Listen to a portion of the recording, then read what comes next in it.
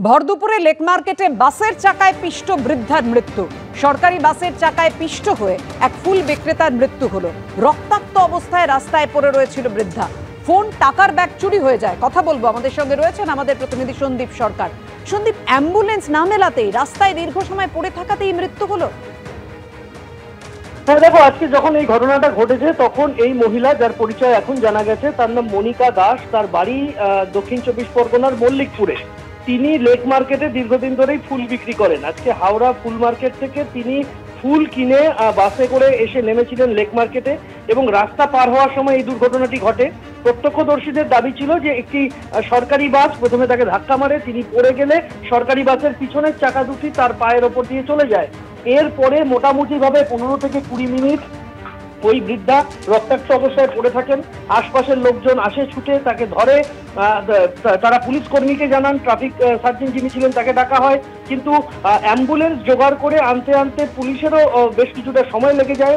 15 থেকে 20 মিনিট পরে একটি অ্যাম্বুলেন্স রাস্তা দিয়ে যাওয়া একটি অ্যাম্বুলেন্সকে দাঁড় করিয়ে পুলিশ তাকে হাসপাতালে পাঠায়।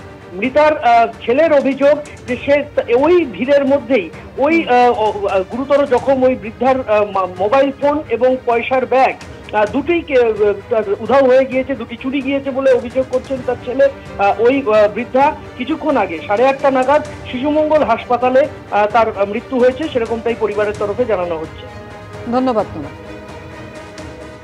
লেক মলের সামনে মর্মান্তিক দুর্ঘটনা। এক বৃদ্ধা, তিনি রাস্তা পার হওয়ার চেষ্টা করছিলেন, সেই সময় একটি সরকারি বাস তার পায়ের ওপর দিয়ে চলে যায় এবং গুরুতর জখম অবস্থায় বেশ কিছুটা সময় রাস্তায় পড়ে থাকেন তিনি। তারপর স্থানীয় মানুষজন, পথ চলতি মানুষজন এবং পুলিশের উদ্যোগে এই মুহূর্তে অ্যাম্বুলেন্সে তাকে তোলা হচ্ছে।